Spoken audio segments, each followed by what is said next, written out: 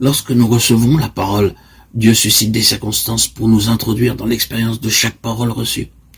Par exemple, s'il s'agit de la patience, Dieu nous conduira dans des situations dans lesquelles la patience deviendra pour nous une urgente nécessité. S'il s'agit de l'amour fraternel, nous serons bien vite dans la possibilité de pouvoir progresser davantage, à moins d'expérimenter plus pleinement la communion fraternelle.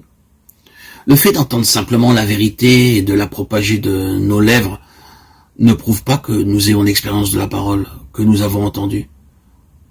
Ce n'est qu'en mettant à l'épreuve la puissance contenue dans cette vérité par la mise en pratique que nous pourrons la proclamer. Nous n'acquérons de manière permanente les valeurs de la parole que lorsque nous en payons le prix pour qu'elle devienne nôtre. N'avez-vous jamais été remué en entendant un appel pour une complète reddition de votre cœur? Et n'avez-vous pas pensé ceci? Maintenant, je sais ce qu'est l'entière consécration. Désormais, je suis entièrement au Seigneur. N'avez-vous pas été ému? Oh, nous sommes bien vite exaltés. La parole à laquelle nous avons répondu avec une telle joie doit nous éprouver, et les épreuves qui vont de pair avec la parole démontreront si nous l'avons saisie intellectuellement ou spirituellement.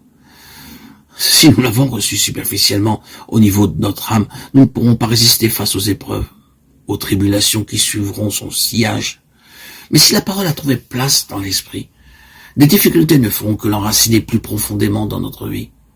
Quand l'or est éprouvé par le feu, la fournaise ne la transforme pas en cuivre. Le feu ne modifie pas sa nature, il ne fait que l'affiner. La simple dorure sera détruite par le feu, et la véritable nature du métal qu'elle recouvrait apparaîtra alors. Souvenons-nous bien que, quelle que soit la mesure de la parole de Dieu que nous avons acquise intellectuellement et quelle que puisse être la puissance avec laquelle nous pouvons l'exposer, cette parole ne deviendra vraiment nôtre que lorsque nous aurons permis à la croix d'œuvrer en nous avec elle.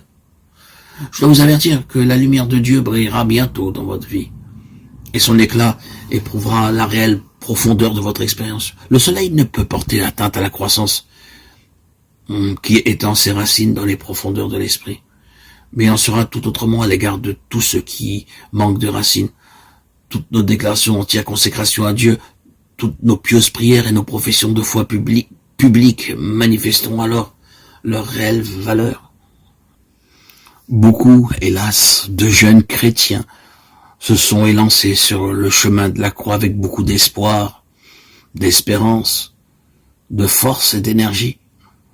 Mais au bout de quelques années ou quelquefois 2 mois, toute cette exaltation, cet enthousiasme, ce zèle s'est évanoui, est parti. Il est bien difficile de déceler en eux aujourd'hui un quelconque signe de vie. Le Seigneur ne se limite pas seulement à nous avertir par cette parabole de Marc 4, 16, 17. Il explique la cause du problème. Les autres, pareillement, reçoivent la semence dans les endroits pierreux quand ils entendent la parole. Ils la reçoivent d'abord avec joie, mais ils n'ont pas de racine en eux-mêmes. Ils manquent de persistance. Et dès que survient une tribulation, une persécution à cause de la parole, ils y trouvent une occasion de chute.